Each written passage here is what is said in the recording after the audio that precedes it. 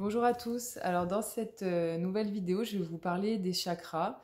Je vais d'abord vous parler de comment j'ai connu les chakras, comment je me suis ouverte à ça, et puis je vais surtout dans cette première vidéo vous parler du chakra racine, qui est le premier chakra, le premier des 7 chakras principaux plutôt.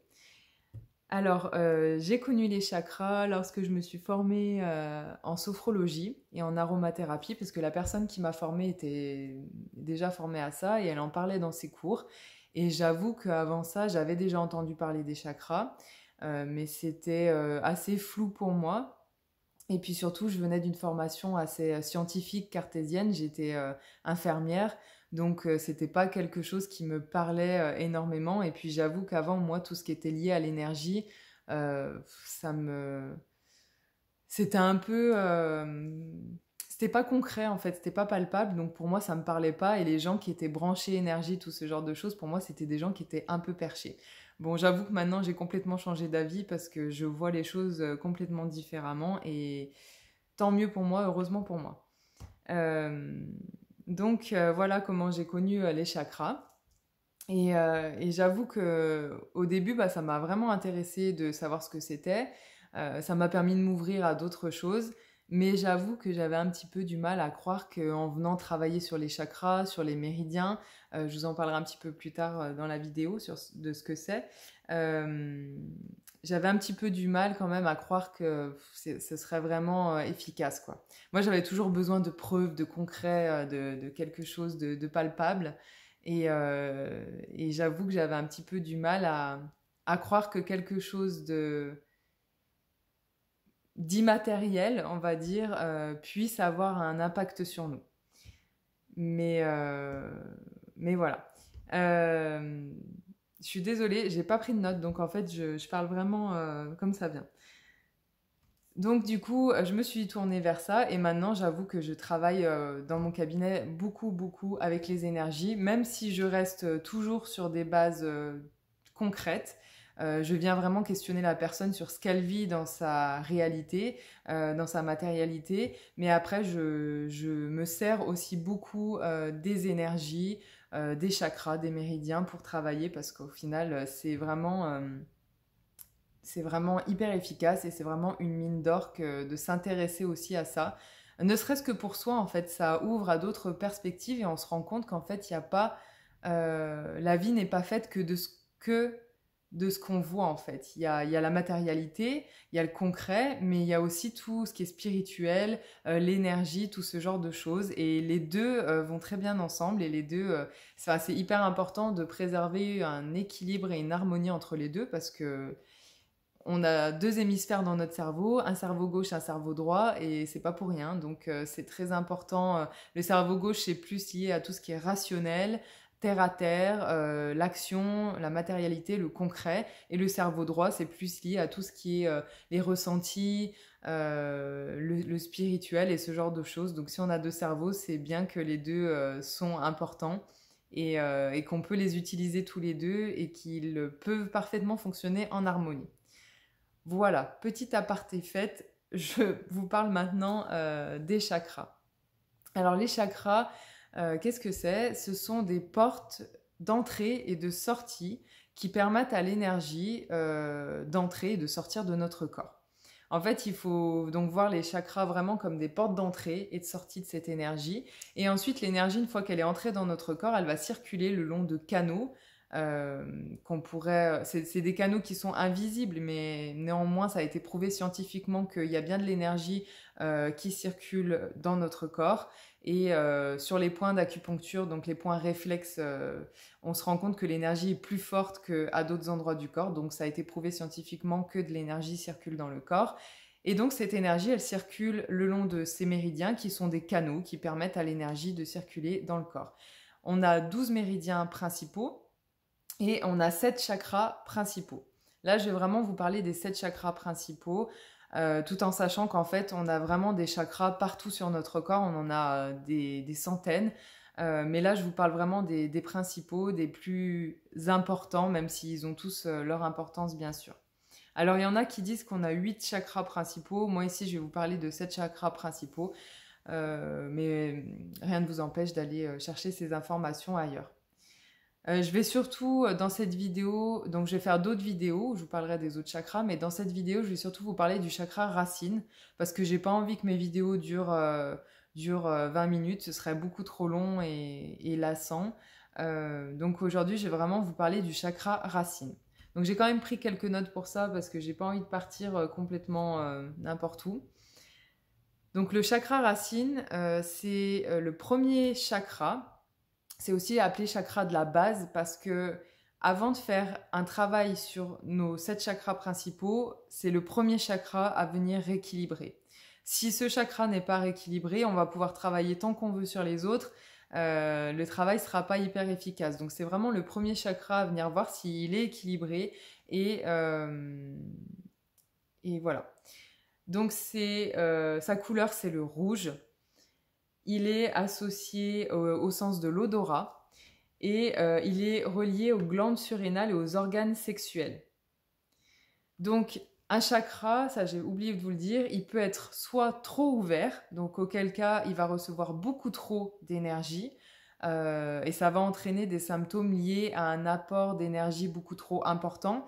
Et à l'inverse, il peut être trop fermé, le chakra, ce qui veut dire que l'énergie ne va pas pouvoir rentrer et sortir correctement dans le corps. Et ça va entraîner des symptômes liés à un manque d'apport d'énergie. Donc si le chakra racine est trop ouvert, étant donné que ce chakra est lié aux organes sexuels et aux glandes surrénales, si le chakra est trop ouvert, ça veut dire que ça va être une personne qui va être dans un excès de plaisir sexuel, dans un excès de plaisir matériel. Elle va vouloir posséder beaucoup trop et elle va vouloir avoir soit souvent des relations sexuelles, soit avoir beaucoup de partenaires sexuels. Parce que voilà, il lui faut, elle a tellement d'énergie qu'il faut que cette énergie, elle s'écoule en fait. Et donc, elle va venir écouler cet excès d'énergie dans son excès de possession matérielle ou dans son excès de relations sexuelles. Et à l'inverse, une personne qui aura un chakra racine trop fermé, ça va être une personne qui va manquer de sécurité, manquer de stabilité, elle ne sera pas assez ancrée. Elle pourra avoir du mal à gérer tout ce qui est bien matériel, aussi du mal dans sa sexualité. Peut-être qu'elle n'arrivera pas à se sentir épanouie dans sa sexualité ou il y aura un blocage, quelque chose qui gêne. Et puis c'est une personne qui va manquer de courage, qui va manquer d'ancrage, qui va avoir beaucoup de peur en fait, vu que c'est lié aussi aux glandes surrénales. Elle aura beaucoup de peur. Et à l'inverse, la personne qui aura son chakra trop ouvert, ça peut être une personne qui est dans un excès de confiance en fait. Elle se sent vraiment hyper confiante, elle a aucune peur, elle fonce tête baissée, elle est une personne qu'on qualifierait de très courageuse, mais peut-être trop en fait, dans l'excès. Voilà, donc que ce soit un excès d'ouverture de ce chakra ou un excès de fermeture, dans tous les cas, c'est pas bon et il faut vraiment que chaque chakra soit équilibré, c'est-à-dire qu'il soit ouvert mais de manière harmonieuse afin que l'énergie puisse circuler harmonieusement. Ni trop peu, ni trop. Donc voilà, je regarde juste si j'oublie quelque chose. Voilà. Donc par rapport aux activités qui peuvent permettre de venir rééquilibrer ce chakra, ça va être tout ce qui est en lien avec la terre déjà. Donc par exemple le jardinage, s'occuper des plantes, tout ce qui est en lien avec la poterie, l'argile, ce genre de choses, mais aussi le fait d'aller marcher, de danser, de courir, d'utiliser en fait ses jambes, enfin d'utiliser ce qui est lié à la terre, ce qui touche la terre. On peut aussi venir faire du yoga et dans les positions du yoga, on va travailler vraiment sur ce qui permet de travailler l'ancrage, le lien avec la terre, même si toutes les positions du yoga permettent de travailler plus ou moins l'ancrage. Enfin, non, pas toutes, parce qu'après, je vais me faire taper sur les doigts par les profs de yoga. Mais je veux dire, le yoga permet de se relier au corps, donc ça permet aussi de venir travailler un certain ancrage. Voilà, les activités créatives, en fait, de faire des mandalas, tout ce qui permet de venir recentrer son esprit sur le moment présent. La peinture, même quand on fait de la cuisine, de vraiment se concentrer sur ce qu'on fait là actuellement, dans l'instant présent, et de pas être en train de tout le temps penser à ce qui s'est passé dans ma vie, dans mon passé, et ce qui va se passer, enfin ce qui peut potentiellement se passer dans le futur. On essaie vraiment de rester focalisé, focus sur le présent, l'instant présent. Donc à chaque fois que je fais quelque chose, j'essaye vraiment de le vivre à fond. Je cuisine, je suis à fond dans ma cuisine. Je peins, je suis à fond dans ma peinture. Voilà, le jardinage, tout ce qui est en lien avec la terre.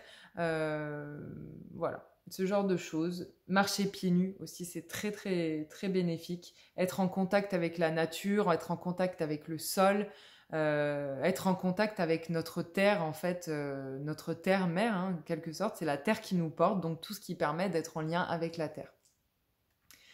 J'avais aussi marqué quelques, quelques petites huiles essentielles qu'on peut utiliser en olfaction, surtout pour venir travailler au niveau de ce chakra.